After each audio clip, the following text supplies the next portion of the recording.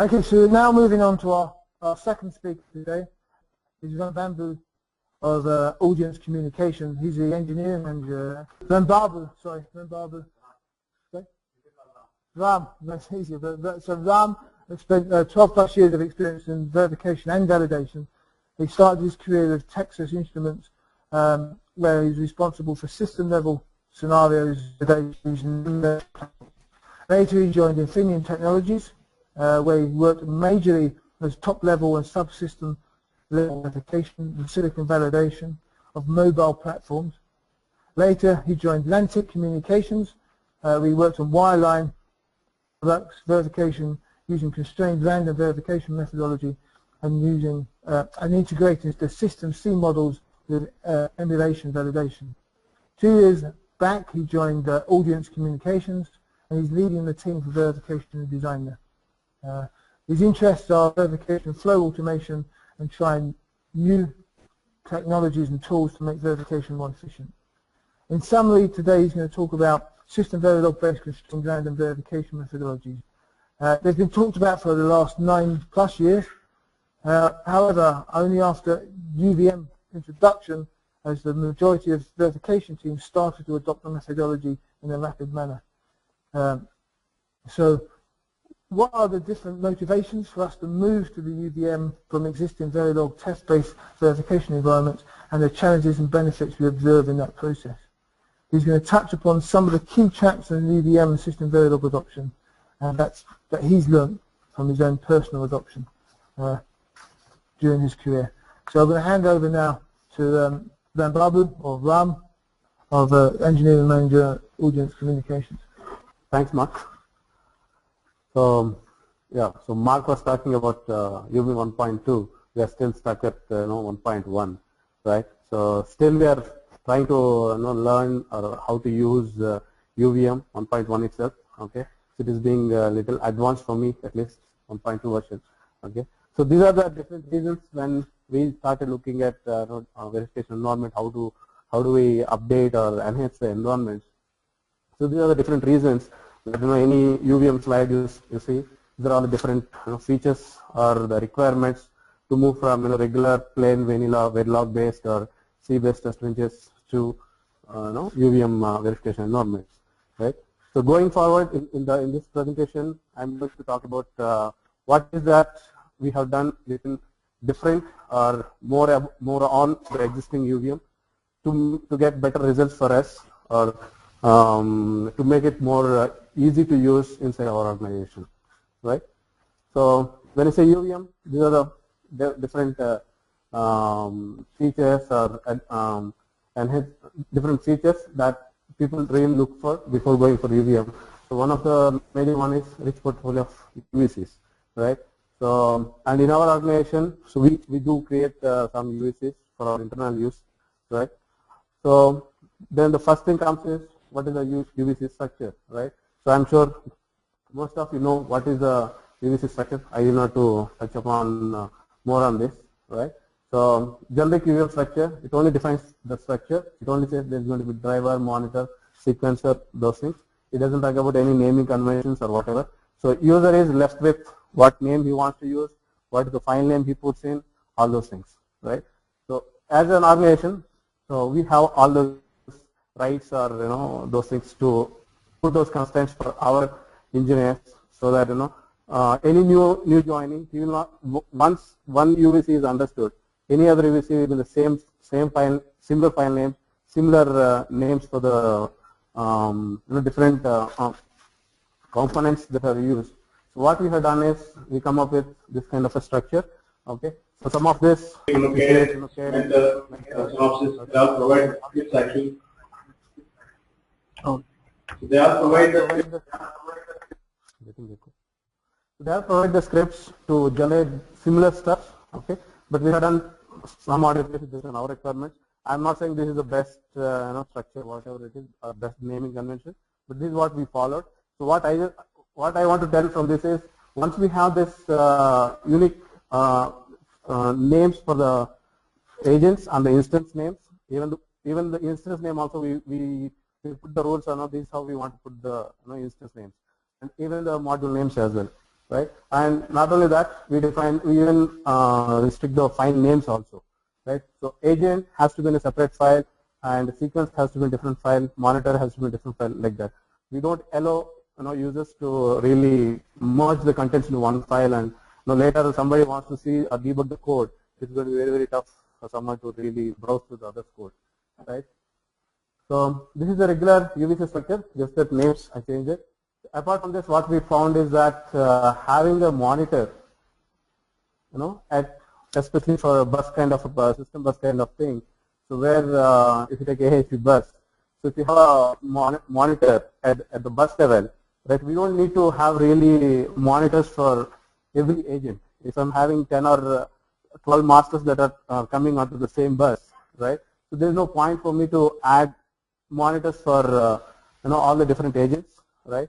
So what at least for our requirements, right? Then what we have found is that adding a monitor at bus level, at the ENV level, and taking the analysis port from that and updating the scoreboard, it makes life a little more easy, because then otherwise if you put it into master agents and slave and different agents, then we have to decide if all 10 masters are giving the transaction items, then we'll be having the trouble later, especially when you go to the top level environment.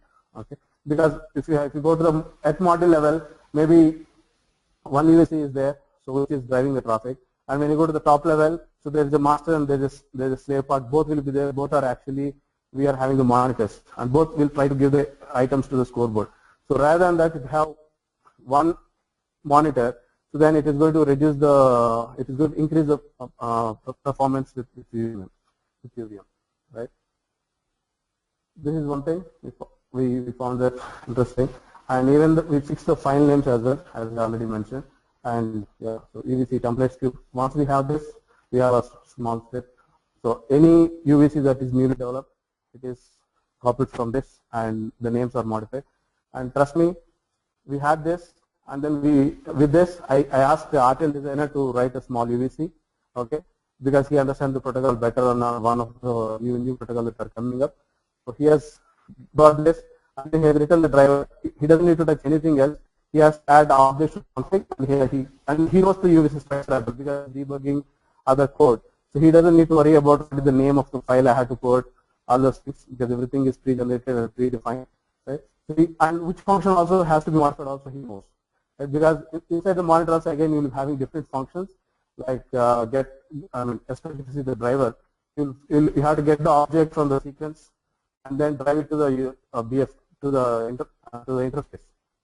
So during that process, we have 2-3 layers of functions that we define. So those staff names and all is almost like fixed. So everybody knows into which part of the task has to be coded what section, right? So with all those things, it helped us very much. And clocks and resets. So this is one topic where we found it a little hard to really take it up in the beginning, right? So having resets to the UVCs, we always take it very casually. Okay, reset part we'll take it later, right? And okay, module level it works very fine. And once we go to the top level, if you want to do a second time reset, the UVC doesn't really support that. So then we have to go and modify UVC and modify the environment. So boot and there's some changes. So to avoid that, what we found is having the UVC aware of the resets from the beginning itself will make life easy for putting a top level and all those things. Okay, and yeah, so as a regular practice, we have so long. So as soon as you open a task, you say always at pause edge of, you want to wait a clock, you say at pause edge of the clock, right? So what we found is this is the typical code that you do, really, right? So don't use this because we have the interface clocking block. Better use the clocking block, instead of pause edge of the clock. So this is different advantages, right? Like later if you want to change from pause edge to neg edge, whatever it is because of timing or whatever it is, if you want to change it from sequential to non-sequential, these all will help us later. Otherwise, if pause edge to neg edge you have to change at different places, you have to modify it. And after UVCs, so I think Mark has described in his 1.2 version as some enhancements on the register.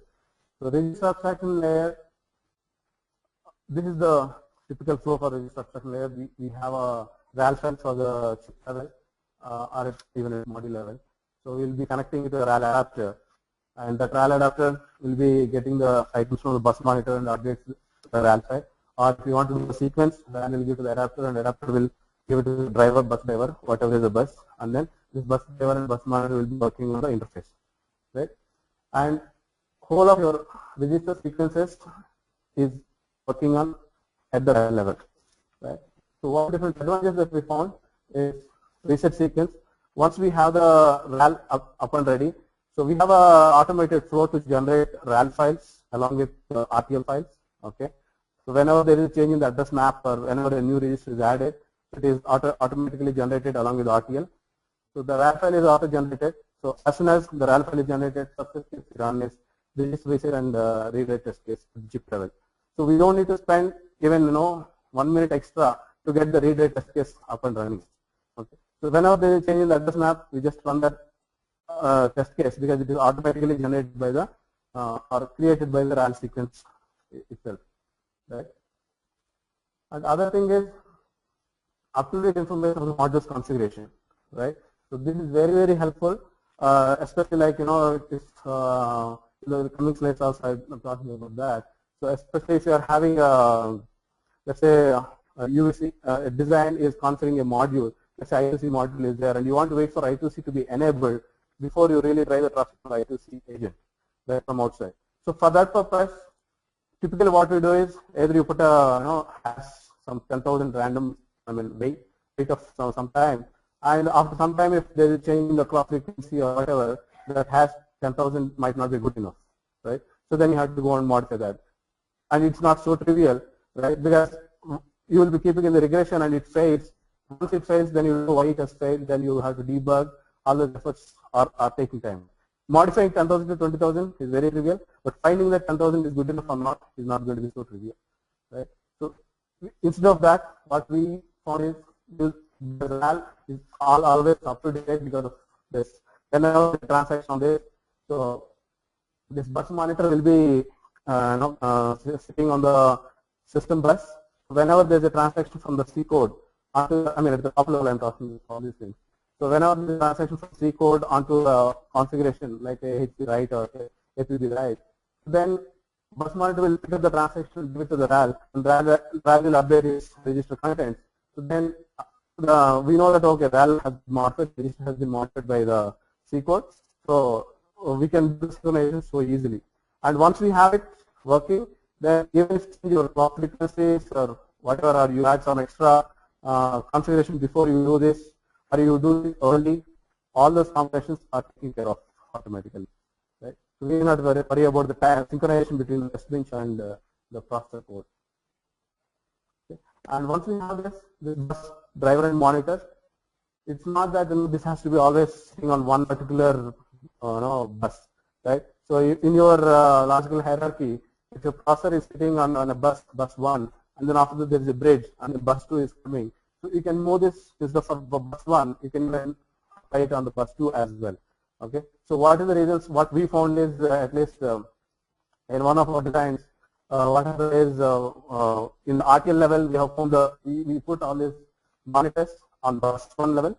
Then we got the netlist. What happened is in the netlist that hierarchy was optimized completely because of timing reasons. So bus 1 is no more available for me. So then now, because of how this RAL-based things, what it is, we have the bus 2 monitor. So we, instead of connecting it the bus monitor, the bus 1, we change it to bus 2 monitor.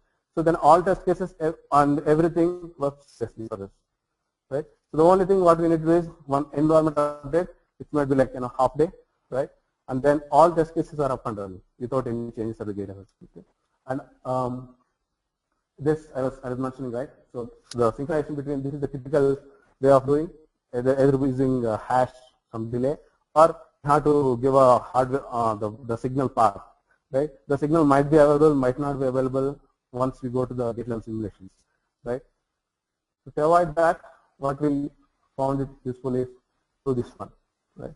To get the mirrored value and it's doing this, so and you put some hash sometime. So how often you want to go and check this register, because this is going to be not time consuming, right? So you have to put some delay here somewhere, so that it checks for every 10 cycles or 100 cycles or whatever the time duration you want, and then you can start your own sequence. No, this is not design specific. So yeah, this R data equal to 1 is my, what I am looking for is, there is a register called reg. Okay, so I am looking for the value. I am taking the value made, and then I am checking if it is 1 or not. Okay, if it is 1, I am keeping in this. So that means my design is, my C code or the processor is going to write a value of non, is going to make this register to 0 to start the process. So I am waiting for it to go to 0. So this is what I am doing here. Is I'm doing it this way. So, and other thing, what we have also used this approach is that we have, this is the SOC. Our SOC, we have a processor and we have the bus, and then there is a bridge, convert from bus 1 to bus 2, and then we have the all the different peripherals that are working here, right? So typically what we will do is, yeah, we write a C code or assembly code for the processor and then run it on the system. Yeah, it's working, right? So using this, some scenarios we could not easily create. Okay, like back to back, because of the process pipeline stages or latency. Unless you go on really write the optimized code for that in an assembly level, you might not really get some scenarios. Okay, and we, as a verification engineer, we need not worry about how ASM works, all the things. We write just a regular C code, then go forward, then all the scenarios might not be really created. Okay. So then for that, what we have done is, we black box the processor, okay, and then what we did is we drive the traffic onto this using the active drivers. Okay, so using the RAL, you do a reg write, reg read sequences. Okay, so it's not a very complex code also, and the code what you write the test case, it is not bus specific. Okay, that is one good advantage here, right? So we hook up this to the bus driver, okay, the one which you are seeing in the two slides before, right? So this and then you call reg read sequences from the SV. Then you have complete SV code, okay, working. So then with this, what we will do is the advantage of synchronization between SV and let's say this mod 1 is I2C module. The synchronization between the module 1 and the processor code, or the transaction from the processor, you can make it like almost at the same time. Whereas with the other code that has shown, so there has to be some, you will be checking for every 10 cycles or 100 cycles depending on how much performance you want. The moment you put it for every clock, it's going to consume more time in that task do while loop, right? So rather than that, if you make it to for every 1,000 cycles, yeah, you're going to get updated information for every 1,000 cycles. Right? There's more latency there. Whereas with this, without any hit on the performance or latency, you can get better synchronization between the modules and the processor. Okay. So RAL-based sequences can be used to drive the traffic using event sequences. Okay, and few scenarios should be easily created here. And as I said, you can even change the driver. So without any big effort, you can change from bus 1 to bus 2 driver. What you need to do is you have to only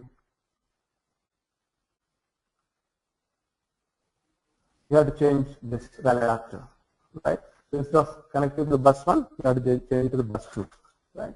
So using that, you could achieve driving at the different level without much difficulty, right? And RAL can be configured to drive traffic after the build as well. Yeah. Actually, there are different ways to do it. If it's a VHDL based design, so then you can have a different config and you can do it. Okay, and if it is a Verilog based thing, then what we did is we force the signals at this level. Yeah, so we left the processor. So processor will be having a dummy code anyway. It will be coming and while one loop. Okay, it will not be. No, in the same environment we plugged it. No, in the same environment using Takstart, we got it. Yeah, so single compile will make it test case. Both the test cases will work. Yeah, so sequences, yeah, Mark was also mentioning like there are so many enhancements in the sequences, right? What we have done is, if you see, we have UVM sequence, UVM test is there, and UVM and for every environment virtual sequence, we have a sequence, base sequence, right? So we extend the base sequence and then we create our test case sequences, right? So we found that that is being not working for so easily. What we did is, I give an example for the test case here. Same goes to the sequence as well. So instead of, so we have a chip test, which is extension of UVM test, and we always use a chip test in our test cases. Right? So instead of using chip test, have some more layers in between. Okay, based on maybe modules, all top level test cases which are targeted to a specific module. You better create another test case for it, and then extend in all those cases. You extend this module chip test, and then use that. So any common things you want to apply for all the tests which are specific to that module, you can easily do it in that common class, right? And then everything, you need to modify all the test cases to add some small feature into all categories of a particular category of test cases, right? So what you could do is you can extend the pre-body, post-body of the sequences, okay, or the UVM test also in the connect phase, it could do some things, right? All those things. Yeah. So what in this example, what I was trying to say is we have two kinds of test cases. One is SV test cases where we drive the traffic onto the BFMs and do the test case. Other one is C-based test cases where we write the process C code and do it. So we want to do some common settings, let's say different, right? Like for SV code, we want to ensure that this is a common clock settings that we want to do. You can always do that in SV based sequence, common SV based sequence, and for C based sequence also we do the same thing, right? And at the end of the C code, what we have is we need to wait for end of the test case. This is always a tricky thing when it goes to top level.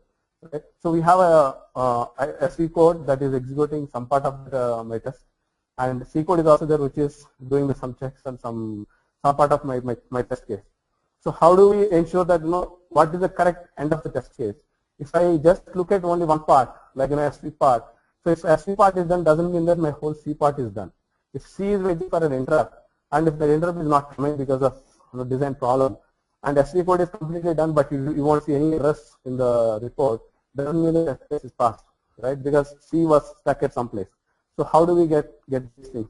Then what we did is in the C chip test or in the C chip sequence, at the post body, what we do is we wait for a write to be done to one particular register, and that is like end of this test register, right?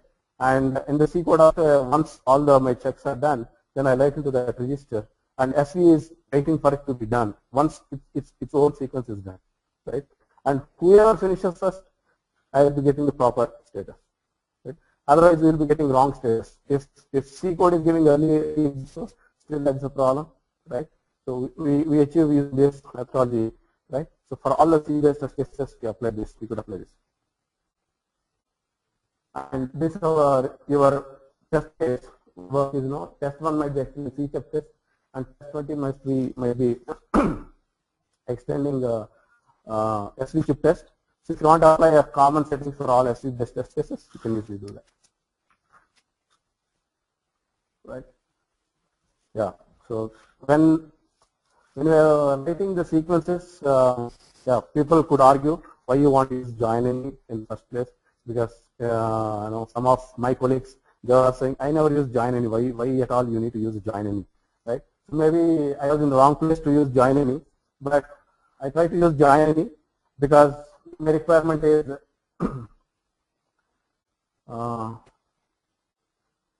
so why you want to use join any, right? So I'm sure all of you know that. Just I want to give it. So you want to wait for any of two threads to be finished, and as soon as one thread is finished, you want to start something else. Right? That's where you use join any. And when you're doing that, still the second thread is still running. In this case, let's say you have a thread 0 that is spun off using this code, right? So for thread 0, so you want to start thread 0, and then for thread 1, thread 2, and then join any. So by the time it comes out of join any, then I'm sorry. Let's assume that thread 2 is taking less time to execute, and thread 1 is taking more time in this particular case, right? So then as soon as thread 2 is finished, then it will come out of join any, and still thread 1 is running, and that I don't want to continue. Why? Because if it is in a loop kind of thing, So then when it comes back, again thread 1, 2 thread 1s will be going on in parallel, and as soon as thread 1 of the previous iteration was finished, it thinks that okay, thread 1 is finished, and then it comes out.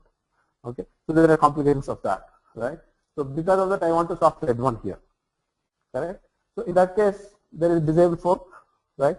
And when I look at the documentation of the SV, I found that disable fork is there, right? So I use this, right?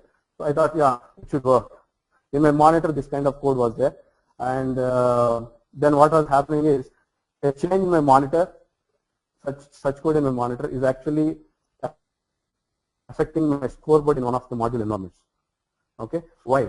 Why? Because this thread, whenever you do disable fork, it actually kills all the processes in that particular thread, all the child processes. So it for this process, thread 2 is a child process, thread 0 is also child process. So it is going to kill thread 0 here, and that's not what I intended. Okay, and because of, this thread 0 is actually the UVM analysis port, TLM ports write method, so that it is killing the write method of some things. Okay, so and it recursively kills all the child processes. It is so powerful. Okay, this disable fork, right? But any powerful thing doesn't come so easily to work, right? For that, then there is this. What you need to put is this disable fork. You have to use it in a special separate thread. So when you say disable fork, this is going to kill this thread. It is not going to affect the parent thread anyways. Okay. So what we suggest is you better have for this and for this, you better have some defined. Okay. And you put it as fork join any begin and fork join any end macros, and you always use macros if you want to use join any. Don't take any risk. Don't take a, because as I said, a change in my monitor, the monitor code was working very fine till that time. So we added some extra features to the monitor. Then I was in the need of using disable fork, and then my module level scoreboard is failing. Okay, so it was very tough to debug. It took us almost 2 days. So the same problem, if it had happened at top level, you can imagine how much time it would take for us to debug. Right? Better take care of these things in the beginning itself.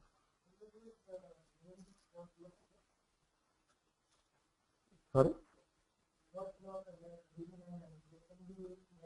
Yeah, it can be named. No, when you say disable fork doesn't take any name. It doesn't take any disable fork. When I say disable fork, it is going to disable all the processes that are started before this.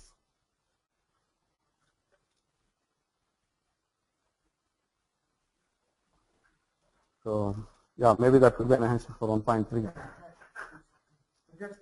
Yeah. Okay. So extendability.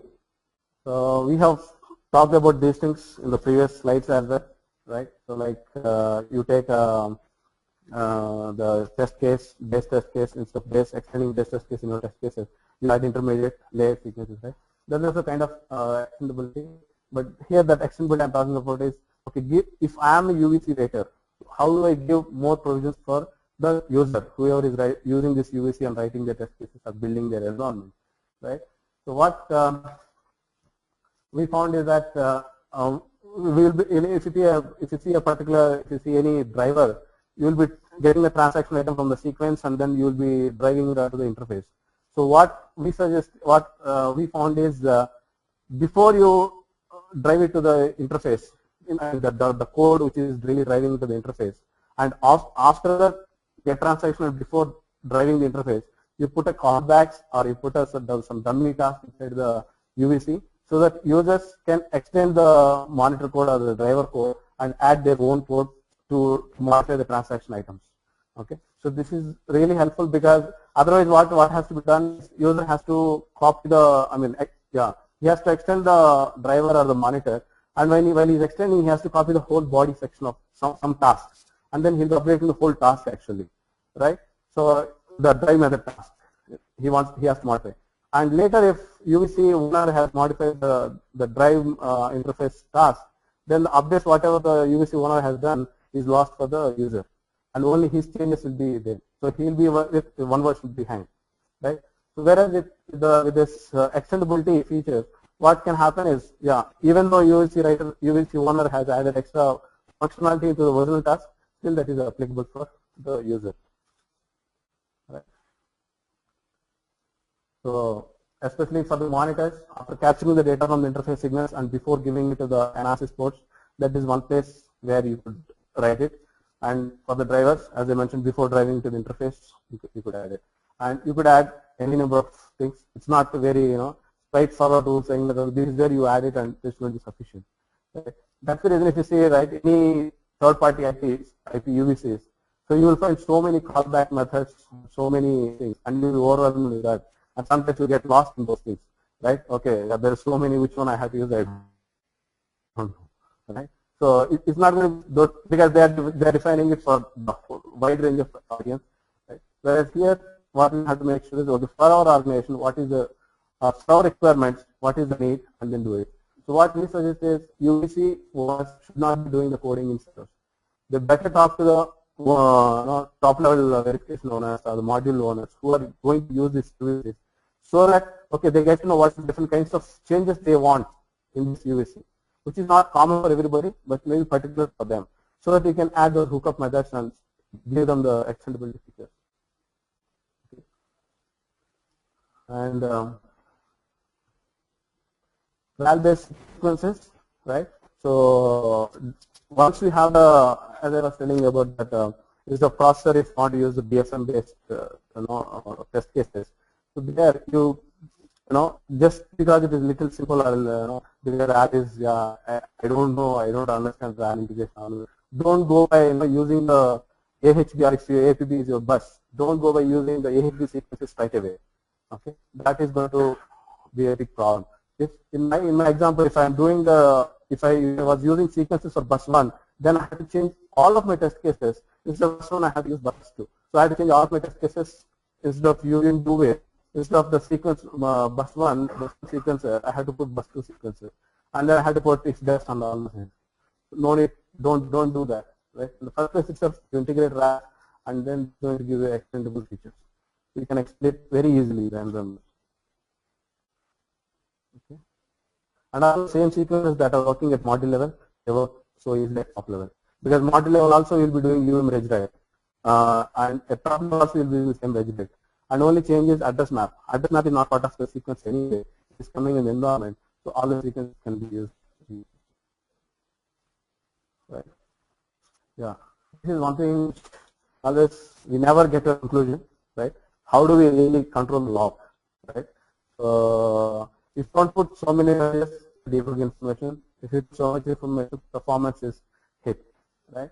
So some guidelines from my side, right? So what we observe is, at the initial phase of development, you go for UVM. Don't go for UVM full or UVM high, and then add UVM high in the run arguments. No need to do that. But if you are developing in a UVC or if you are modifying a sequencer, only in that sequencer, whatever the UVMs are there, you just make it. If you're developing your code, all messages you put to UVM, so that while developing your code, you know that what is the message, whatever the message you want to see them. Once the debug is done, don't master them, make them to the appropriate levels, like UVM low, UVM high, UVM full. Right? So that is not going to be so trivial. Okay, what to put in UVM, what to put in UVM. So what we found is UVM low messages, you better put it for messages that once in a while, like interrupts or next kind of. Okay. And UVM medium for messages that are important to track the flow of test case. So typically use this for debugging a test case when it fails, so that you want to see the flow of the test case. UVM low, whenever you are running regular test case, you put it UVM low because you want to see what is the key events that are happening. Like even though you don't want to debug, still you want to see whether my interrupts are coming, whether any exceptions are coming or not. If you want to check your log file, you can do this. And for any iterations, you go to UVM none, so that you don't get unnecessary messages. Okay. And for any other kinds of messages, like regular debug information, you better put it for UVM high or full. Okay. And avoid using dollar display, because we have been using dollar display for so long with Verilog, right? And you always do dollar display, and then you want to display time always. And sometimes you don't put time, and then what happens is you want to see when this message is coming, you don't, then you have to want the time why you have this, jugglery. Better use UVM info and then get rid of dollar display. So what is, we pass through all of the files and then see if any display is there, convert it to info messages with high, right? So that it will not come into your message. And system tasks, the more system tasks you use, the lesser is the performance that everybody knows. And what we found is we are having this kind of code in my, in one of my monitor, right? So forever again, I'm waiting for the clocking block, and then I'm waiting for the request and response, and then error, right? And I want to get this error only when check response is enabled or not. Okay, so for that, this kind of code I write, right? And I run this for I think remember the number of cycles. I think 1 million cycles or so. It took me almost like 10 seconds to execute using the using simulator. Okay, and then we change to this. It looks little bigger code, but say whatever is highlighted portion here, test plus args. Sorry, whatever is test plus args here. So don't use, because it's a system task at the end, right? So don't use the system task in your active code, which is executed for every cycle or for every, so often. So you better put it a bit, an extra bit you define, and then take it in the new method, in the new method, and then you take it in the use that variable here. Okay, the same thing I run. It took me actually 50% of the time. It is finished in 5 seconds. Same code, no difference in the features, but you take it into the initial section, so that you access this, because this is not going to be a dynamic variable. Okay, I was expecting actually this should be done by the simulator tools, but simulator tools are not doing that, so you better do it ourselves, right? Because this is a static thing for a simulation, right? But still simulators are not doing any better job here, so we have to take care of such things. Okay. So not only this, any system task you are calling in your active thread, be watchful on that. They are going to reduce the performance by big much. And other things when it comes to performance is it has been always the case whenever people are using UVM. Once we move to the top level, we want to take all module level scoreboards up to the top level. Okay, just for the heck of it, because we need to debug some test cases at the top level. They're going to be very, very helpful, right? So once I take it, then you can see the performance. It's 25%. I mean, it is drastically reduced. At least for our designs, we have seen it without the monitors, without the scoreboards, and with scoreboards. For us, at least, it is like if test case is taking 20 minutes for us to finish at the top level. The same test case without scoreboards, it is finishing in 7 to 8 minutes. That much of difference it is. It is almost like 30% is the time that we need. But we need to have the scoreboards for debug, right? Developing a test case, if you want to know what is happening in intermediate stages, you need to add it. And while adding, we did not put much focus on how we are adding. Then we found it very tough to really remove unnecessary stuff from the environment, because it doesn't have so easy knobs and all those things. So what we suggest is we better put knobs for controllable knobs and make them runtime controllable, so that if you have a monitor for a particular interface and you want to have the monitor or not, right? You don't make it fixed in the environment. You better take it as a runtime argument plus test and then enable or disable it based on that. So that the same comparison object, you will be having both the information. If you want to run with debug, you can run it. If you don't want to run with debug information, you can remove the top very easily. Okay. So what the suggestion is, when you are developing the environment at top level, right, and integrating monitors or success or scoreboards from different module level environments, be watchful on how we can control this, switching off and switching on those monitors or scoreboards. And any checks that are done for every clock, they are failing. Okay, so better watch on those things. And if you can make it like can I do it differently? Like we have a clock checks we are having. So we are wondering why we have to do it clock checks every day. I mean every clock edge, right? Every clock edge we are going to check if enable is there, whether the clock is there or not. Why we have to do it? So whenever there is a enable change, then only you go and check it, okay, arbitrarily for every 10 cycles or for every 100 cycles or for random number of, for every, wait for some random number of clocks and then go and check if enable is there or not. That may be good enough, right? So this is one of the examples I'm trying to give, okay, but we found it is still, we are still working on it, how we can reduce it. So that's why I cannot have a concrete answer how we can reduce it. Okay. Yeah, sure. Yeah, we have, these are assertions actually for us.